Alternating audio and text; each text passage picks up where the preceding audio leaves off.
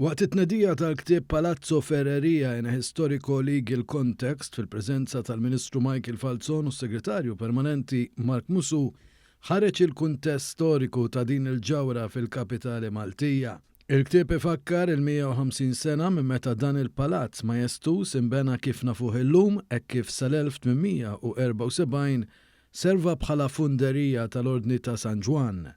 Dan il-kapolavur letterarju qed jikkommemora wkoll il-50 sena minn meta d-Dipartiment tas-Sigurtà Soċjali beda jopera minn Palazzo Ferreria fl-1972. Għadda minn deċenji sħaħ ta' storja f'pajjiżna,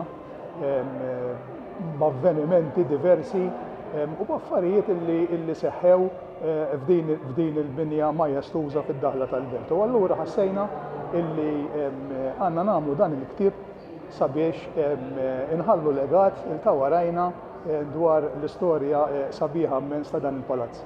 Bejn 1947 u l-1971 il-Ministeru għax-Xogħlijiet Pubbliċi kien jaħdem minn din il-binja fejn inħmew diversi proġetti infrastrutturali f'pajjiżna fosthom il-bini tal-Qorti ta' Malta, il-bini tal-Università ta' Malta u triq reġjonali fost oħrajn. Palazzo Ferreria llum jospita fih il-Ministeru għall-Politika Soċjali u drittijiet ta' tfal u fiħdanu insibu wkoll id-Dipartiment tas-Sigurtà Soċjali fejn fih issawru fost l-akbar riformi soċjali mis-snin 70 lil hawn.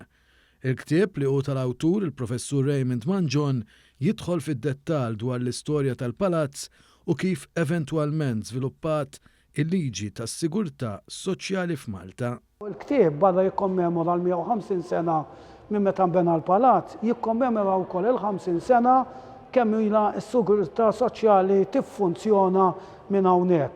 Fosthom hawnhekk saret il-liġi tal-1986 li tirregola il-pensjonijiet, il-bonuses, il-children's allowances, il-welfare state legislation kollha hija regolata minn hawn ġew. Min barra minjera ta' ritratti antiki u ta' storja fatt kurjuż f'dan il-ktieb u li għall-ewwel darba qed ikun dokumentat każ paranormali li seħħ f'Palazzo Ferreria fl-2018.